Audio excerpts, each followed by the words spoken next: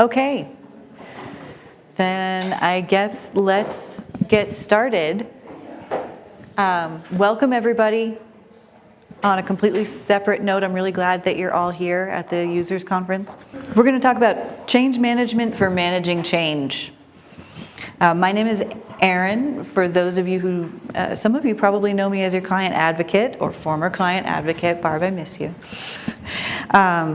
And I also do a lot of the coordination of the users conference. So today, our goals are to identify and prioritize possible areas for change in your practice. We're going to prepare for and avoid pitfalls, and we're going to assess your success. You guys know that every day in your busy pediatric practice, you are overwhelmed by the number of tactical decisions that you need to make. It makes it difficult to think strategically about how your practice will succeed. How can you ever evolve to become the practice that you've dreamed of being if you don't have the time or the organizational capacity to make those necessary changes?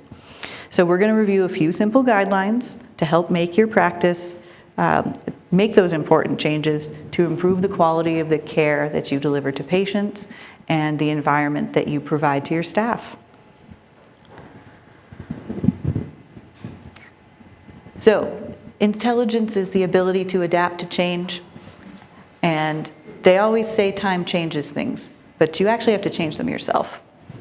I couldn't decide. Both of those had too much wisdom, so we're bringing both in. And that second one is really the tricky part. Everyone has ideas, but actually doing the work, that's the tough part. So why do you have to change? You're comfortable. Things are probably going pretty well, maybe not perfect, but good enough. Why change? Which button does the thing? No. Innovation. Maybe you have a really cool EHR that brings out new tools for you every few months. Some of those tools can be a little bit scary or can be a very different kind of workflow when you're used to being in practice management, and now we're saying, hey, of course you can do your billing in the EHR. That's a big change, but it's an important innovation. Maybe you want to change to improve efficiency. Maybe your front desk has been doing the things the same way for the last 10 years, and maybe those things aren't working so well anymore. Patient needs. Of course you want to respond to your patient needs. We know they're all telling you they want to text you. No one wants to talk to you. I want to talk to you, but your patients don't. I get it. I'm a millennial parent too, and I also don't want to talk to my kid's pediatrician. I just like you guys. And external circumstances. Pandemic, anyone? Sometimes we have to change. Some other reasons might be internal growth. Maybe you started with 3 providers and now you're up to 7. That's a great time to review the way you're doing things and consider if you are optimizing everything in your practice, because 7 providers can do things differently than 3 providers. You might also consider it as a workforce attraction retention benefit. We've talked a lot this week, and will continue to do so, about practice culture. That's a huge thing now.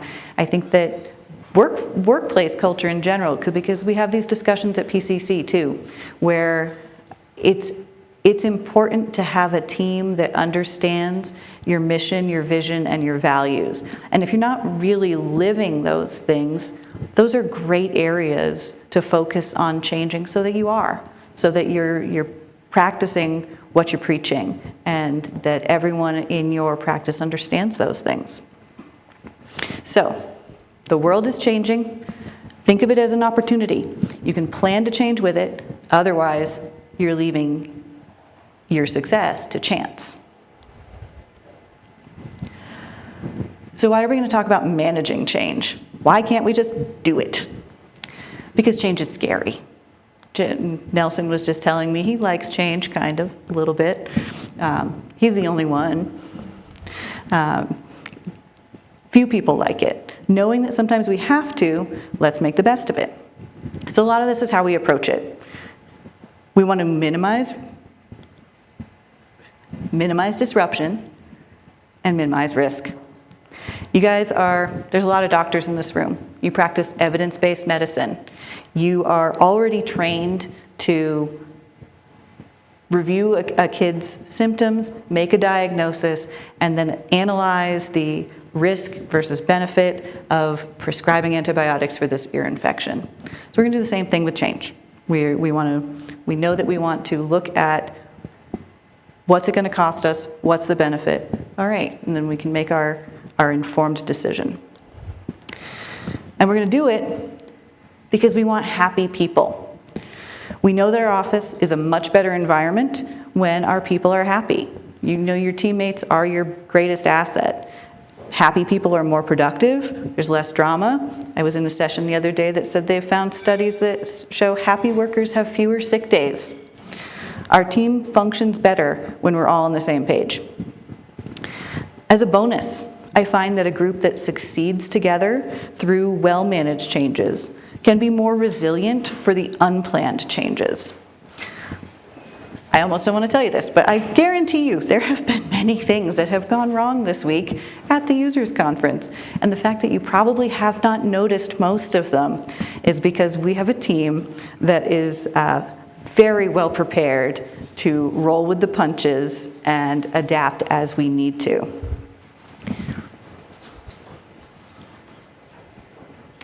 So, are you dictating change or are you leading change?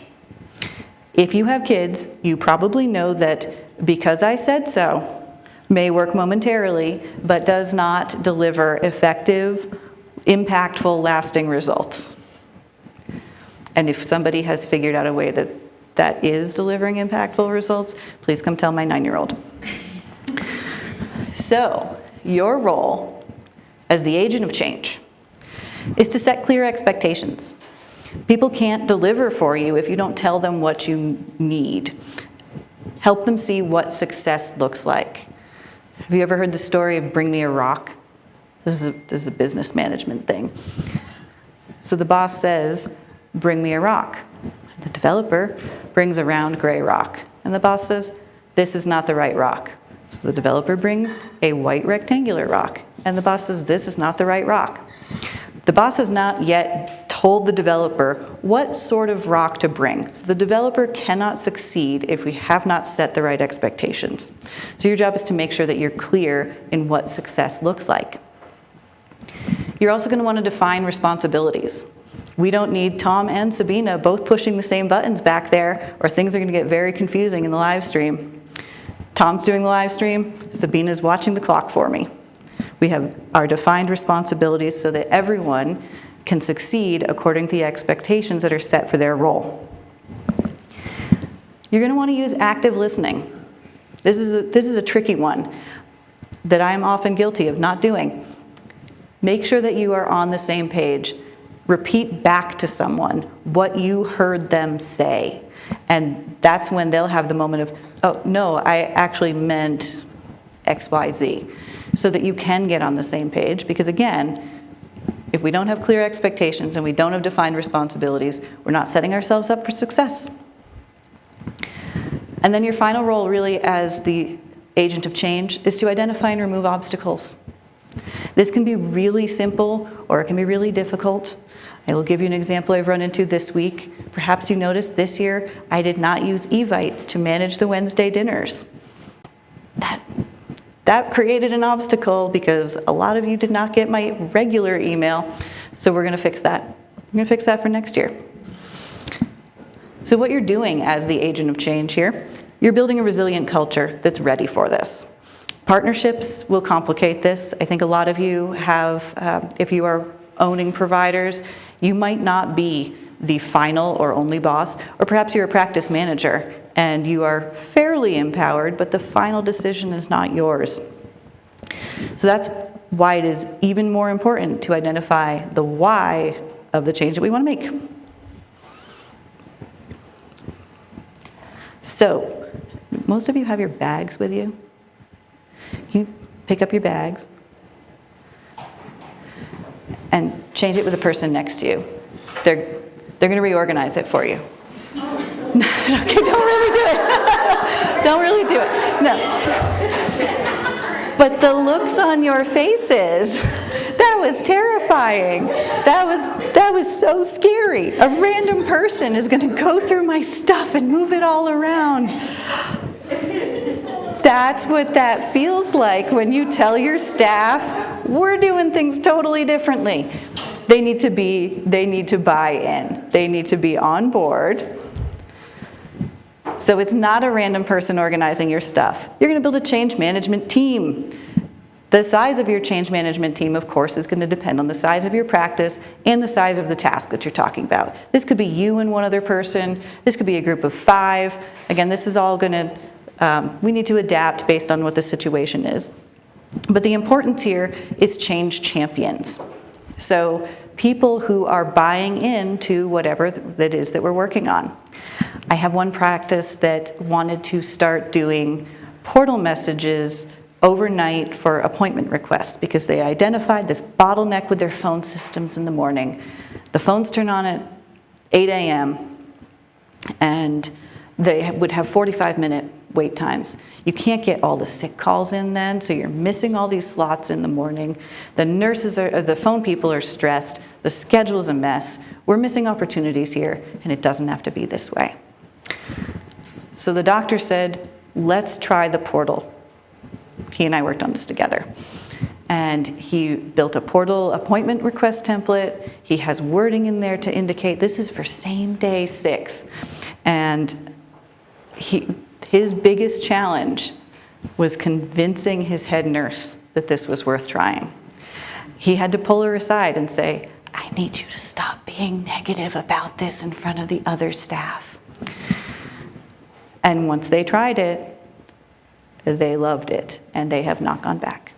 It was a really effective thing to do. And he asked the people who are doing the work, what can we do? We need to get this information to the schedulers before the phones are on. So how can we do that? And he just approaching that with curiosity, we built a solution. But the most important part was finding a change champion and getting her to buy in. That said, it was a rough 2 weeks. Expect to spend and prepare your team to spend 2 to 3 weeks working on accepting any new change. It takes about 21 days for something to become a habit. I know every time they change something around on Facebook, I'm very grumpy for 2 weeks, and I realize that I'm old because I'm still using Facebook. And then 2 weeks later, I can't even remember what the old thing was. You adapt. Change happens. We work our way up the ascent of objection. We get to the peak of Mount Hate about 2 weeks in, and then we're going to slide down the slope of acceptance into the new normal. Know that everything sucks for those 2 weeks. People are confused, and nobody likes that. Change is kind of similar to grief. Grief is just a change that makes us sad. But when we have a team, we're going to climb this together. We're going to get through it. And you do have to commit to doing it long enough that you're going to do it right. You have to get past the point where you're unconsciously or consciously, like that nurse was, undermining it. And then we're going to get over the hump. And if it's still not working, we'll stop. We'll try something new. None of this is written in stone. And I think it's actually a great quality in a leader to be able to acknowledge when something isn't working and say, that's okay. We're going to try something different, and we will figure this out. Okay. So we understand how to prepare ourselves and our teams for the idea that we're going to make changes. So let's talk about the changes themselves. Strategy. A plan of action designed to achieve a long-term goal or overall aim. A strategy is the plan that ensures that your day-to-day tactics work towards your larger vision. And tactics are actions with the aim of achieving a short-term goal. Tactics are the practical activities that are going to bring your strategy to life. So the first thing we're going to do is prioritize. Right now, you guys are at the users conference drinking from the fire hose of new ideas. How many people have already made a list of things that they want to try in their practice when they go home? Yes, all of you. That's great. That's awesome. It's also overwhelming. So the first thing that you're going to do when you go home with your list is you're going to prioritize it. Go through, consider what in your practice is a major fire, if there's any. I hope there's not. Small fires. Consider what's possible in the next 2 weeks, 2 months, 6 months. And then make yourself a top 5 list. 5 is a much more approachable number than some people walk out of here with lists like this long. That's too much. We'll break it down. We're going to prioritize. This is aligning our strategy, making sure that we're identifying the things that really need to change and understanding when they need to change, how soon. And then we're going to simplify. Eliminate. Look through that list. What can you just get rid of? Be honest with yourself. Are you still using paper encounter forms? Stop. Automate. What can you automate? Do you have payments that you're responsible for, that your rent? Can you set that on autopay? Things like that. Or, as I was writing this, I realized also auto posting. Is your portal auto posting payments? Because let it do that work for you. Anything that isn't going to post properly is going to drop to manual anyway. So let the technology take care of the things that it can. Schedule your reports to run, the ones that you know you need on the 1st of every month or the 30th of every month. Schedule those, set them to do it on their own. You will still have to review them. We have not made it yet, so they'll go straight to your brain. But you don't have to be the one to push the button. Use the technology to support you. And delegate. This is the one that's the hardest for me. I think there are probably a lot of people in this room who also find this one challenging. But what on this list are you currently doing that you are not the only person who can do that work? It's hard, but Dr. Katrina Skinner does a wonderful session on delegation, and some important things that I try to remember from that are that delegation elevates others. That gives other people a chance to succeed and other people a chance to show you what they can do. She also likes to phrase this as working to the top of your license, even if you don't actually have a license for something. There are tasks that only you can do, and those are the things that you should be focusing on. Things that other people can do, look around and spread the wealth. It's tough, but you can. And then we're going to look at this list. We've got it. We've prioritized things. We've simplified it. We've eliminated. We've delegated. What's left? We're going to brainstorm. There are probably pain points in your practice that you have not been able to solve yourself. And you might not even realize the extent of the issues. So get your team involved, because some of the best ideas that you are going to encounter are going to come from the people who are actually doing the work. They know what they're running into. They know what random hack they've come up with to get from point A to point B. So let them tell you about it.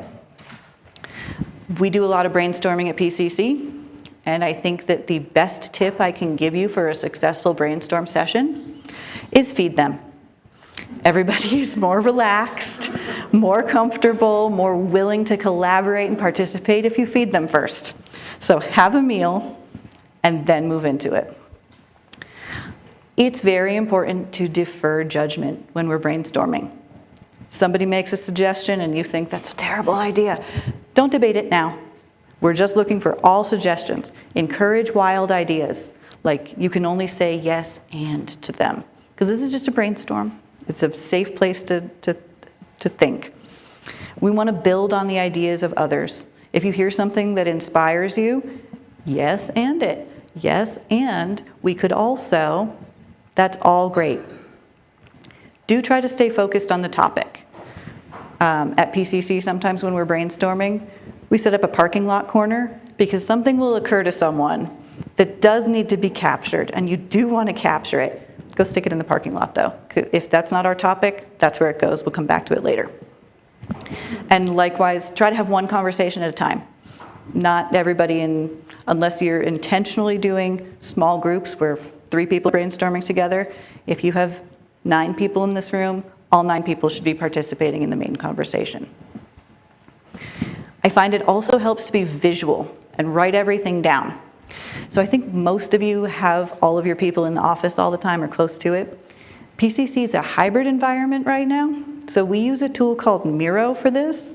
It's an online whiteboarding tool, so some people are on Zoom, some people are in the office, but we all hop on Zoom together, and we open this website called Miro. You can create this board.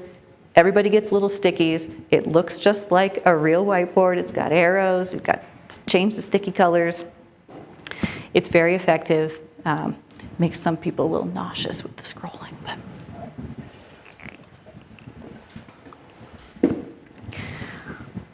but we want to go for quantity. All ideas are welcome. And write everything down. Actually, let me go back to that for 1 second. Does anyone want to share examples of ideas that they want to work on when they get home? I'm just curious what's going on in people's brainstorming lists. Nobody wants to share an idea? That's okay. Okay, so we have our ideas. We have our things that we're going to change. We've brainstormed our ways to change them. Now we're ready. We're ready to test our hypothesis. So you're going to explain to the stakeholders in this project, if we do X, Y will happen. We're going to list any considerations we've made, list our expected benefits to why we're making this change, because that's important. It's not because I said so, it's because we want to create this better process, space, etc. for you. And then we need to do this test for a real amount of time, at least 2 weeks. And the most important part here is building a communication plan. Your change management team needs to let people know what's going on. Not like that guy. So we're going to identify our stakeholders. Who will be affected by this change? Objectives. What do they need to know about this change? Channels. So how are they going to know? Emails, meetings, newsletters. When and how should they expect to be informed about this process? Message development and schedule. So who's responsible for developing the content of these messages? Roles and responsibilities. Who's going to do the communicating? Who's going to send these messages out? And I like this one a lot, feedback. How do we know it's working? How and where are we accepting feedback on the process? Yes, the first day is going to be terrible and everyone's going to say this stinks, we should stop. We're going to keep going, but that feedback is welcome and we will review it at the end of 2 weeks. And then contingency plans. What do we need to know to pivot? Because you are allowed to. We are not afraid to pivot. If it's not working, we will try something else, and that's okay. We made a plan. If we do X, Y will happen. We expected a little bit of Z, but now sometimes there's all these W's and Q's, and it's okay to pause. And it's okay to say, let's try something else. In development, we use a technique called Agile, and we do retrospectives a lot. So we take time to do a lessons learned and figure out what went well, what did not go well. And it gives us an opportunity for things that we want to revisit our brainstorming on and try a little differently for next time.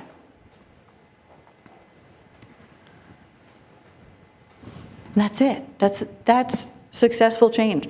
You get through it. And I think a really important part here is acknowledging the team's effort, celebrating the win. Positive reinforcement sets you up for success the next time you come up with something that you want to change. The next time you will encounter far less resistance as you keep moving. And that's the next step. Keep moving. You just did it. Do it again. Keep going. Go back to your list. Pick another thing. Don't get overwhelmed. Again, we've simplified our list, and you don't have to do the whole thing. Do one thing. This is probably the secret sauce. Do not try to change everything at once. That creates chaos. That does not set you up for success. That makes your team anxious. Small changes, and identifying who are the change. This is, within your practice, everybody's in different areas. So a different change management team for those different areas. Your clinical staff has different needs than your front desk staff, than your doctors. Work within those groups and set up your change management teams accordingly. So you can have 3 major changes going on at once, as long as it's not 3 changes on this team.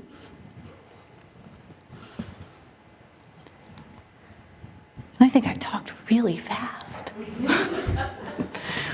So it's important to remember that change is going to happen regardless. Manage it intentionally to minimize disruption. Get your change champions and your change management team together. They will be essential tools for your success. And remember that you are allowed to change your mind. That is always, we have this conversation constantly. You're allowed to do it differently. All right. Does anyone have questions? I feel like I've probably given this talk to half the people in this room on client advocate calls, so maybe this was not new information, but repeating it is important. We do have to psych ourselves up over and over again. But, yeah? Anything? Nobody wants to tell me what ideas they want to work on? No? We have a ton of change going on in my office right now, so it's just trying to... It's overwhelming. Yeah, we had 2 primary doctors retire, and now, like, we're all partners, and we're changing a lot, and yeah, so just trying to manage it all. Oh, Sabina's got a microphone for you. What's one thing that you're working on in all of that change? So one thing we're working on is seeing more patients and being more efficient. We've, for 20 years, taken just so much time with our patient. Well, 30-minute well visits, and just not seeing the volume, which was okay 20 years ago, but you can hardly survive like that anymore. Yeah. And so now trying to figure out how to be more efficient and have other people, kind of like you were saying, function to the highest level that they can function. Yeah. For years, the doctors are doing the vitals. Well, we don't need to be doing the vitals, No, you don't. So, but it's still a big change, and, just trying to motivate people. To get through that, yeah. Reminding the doctors that if they're not doing the vitals, that means that they're spending more quality time with the patients. That's, make sure they're seeing the benefit of the change. That's, convincing the patients of that too. Yeah, because they like you. They like you, and this is different for them too. Yeah, there's right now, you all know we're rolling out pre-check-in. Big change for a lot of people, and I think that something I've been emphasizing in all my conversations about that is the patient education part. You're not just changing things for your front desk staff, you're changing things for your patients. You have to accustom them now to expect to do things for the visit ahead of the visit itself. I've been hearing, I have some practices that have been, oh, do you have a question? Yeah. So when there are changes that need to be made. Step a little closer to the mic. Changes that need to be made. Yeah. But one key important person is 100% resistant to changing anything. Oh, okay. How do you manage that? How do you manage that? Yeah. So the question was, when you are trying to make a change and you've got one key person who is completely resistant, how do you manage that? I think in that case, you have to evaluate if this is a decision that requires 100% agreement. Because consensus is, we may not all agree, but we can agree, we can state our disagreement and say, okay, you do that. I think I would like to hear more about this specific situation. But often you're going to bargain, and you talk to them about reminding them, if we do X, Y will happen. These are the benefits for you. So make them see that if they can get through this 2 weeks of, it's hard, they should be the ones who are reaping the benefits. And if you can't demonstrate to them what the benefits would be for their role, then maybe the change you're proposing isn't the right one. I'd be curious about that. And that might be where you want to go ahead and brainstorm a little more and make sure that that person has voice in the process of what changes you're trying to make. Sometimes people are just stubborn and you have to overrule them if you can. Hi, Jess. Thank you. That was a really good talk about the mechanisms involved. And as a physician and as an older dinosaur physician, I have to say that in my experience, those most resistant to change tend to be the physicians. Now, not PCC type physicians, but physicians in general. I mean, the people from a group who are here understand. It's the people who, I can't be bothered to go to that, I'm going to miss seeing patients or whatnot. And even in a PCC practice, there are going to be physicians who aren't interested in coming in here. And you know me, I come here every year and I enjoy it, and I don't have a practice, and it still teaches me something each time. But I think the message, and you sort of addressed it in your last answer, is that the benefits need to be tailored to the group that is going to do the majority of the work in making the change. Yep. If the phone lines back up in the morning, such that the schedulers have a real tough time, you point out the benefits that you're not going to be tearing your hair out and having 12 people on hold who then come in later in the day and are angry at you. On the other hand, if it's to the physician, for seeing more patients during the course of a day and being able to fund your 401k better, you need to tailor the benefits there. And we've all got the stubborn office managers who've been doing it the same way for 30 years, and you've got to find the benefit that speaks to that person.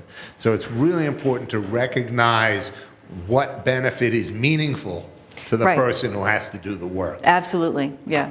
And I think that requires some thought from the physician leader in the group, who obviously is responsible for starting the whole process. Right, and I would encourage everyone to have these conversations with your client advocate too, because there have been clients who have come to me and said, I want to make this change, but this group is really resistant to it. And we are happy to be that sort of more neutral third party who can help get outside. Maybe there's some bias in your office. I had a practice that it took us a year to convince them to turn on portal payments. And it was specifically the billers who were afraid of it. And we had to go over and over. If you let your patients pay through the portal, you don't have to chase them for money. And finally they agreed to try it because I showed them, we can just turn it off. If you don't like it, we can just turn it off. They were worried that they were going to get a lot of patient complaints. And I said, well, you get patient billing complaints now, right? And they said, yes. Okay, so this isn't different. We're making it easier for your patients to pay you. And then they're collecting $60,000 a month through the portal. This was good. It was scary for 2 weeks. There was a road bump or two, but the benefits very much outweighed the risk in the end. And we kind of had to hold their hand through it, but that's what we're here for. This has been a great change for them. And it was scary, and it did have to come from the top down to say, I hear you, the people who are doing the work are afraid they're going to get a lot of phone calls. And I was honest with them. I said, for a week you might. This is a change for your patients too. But mostly we pay online for lots of things, and understand that your patients can also adapt, especially to something that's really a convenience for them. I love not having to write a check and mail it to you. I love to just give you my credit card and just take care of that, and then you don't have to chase me. It's all handled. But there was Mount Hate. We got to the top, and then we came down into the new normal. And you guys have the experience of having done this several times. Yes. To say, trust me. Yes. I've seen it, and it does matter. It does, yes. It's very helpful. Please lean on PCC. We have a lot of experience, and we can share. We are happy to share the benefit of that experience with you. If there's something that in your brainstorming that you haven't thought of and I spot it, I will absolutely share that with you and help you with your strategy. Any other questions? No? Okay, maybe we all get a break and we get to go. I could use a break. But thank you all for being here. We are ending early, but yes.